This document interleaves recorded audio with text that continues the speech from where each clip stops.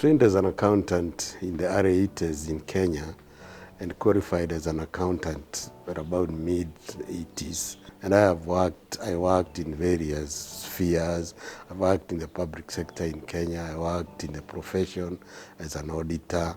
And finally, in my final years of full-time working, I worked as a finance manager in an international NGO, Feed the Children, where I was up to 2018 when I retired from that job.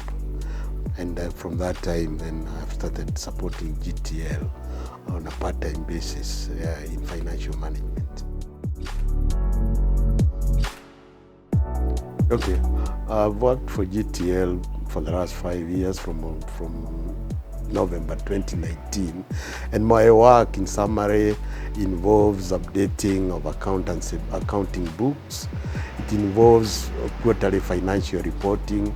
I'm also engaged in the budgeting process, and on an annual basis I'm also engaged in the coordinating the financial review, which is a statutory requirements. In all the work that I do, I work closely with the executive director, who is the one on the ground in the US, as I work from Nairobi.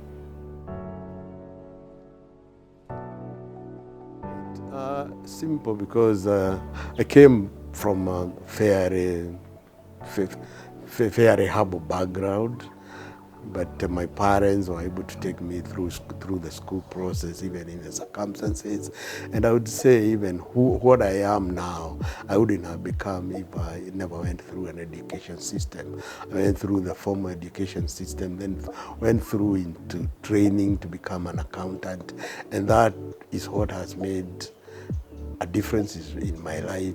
I've lived my life as an accountant and being able to bring myself up, bring up a family and all that. So I would say, yes, education does make a difference, and I wouldn't be where I am if I never went through an education process.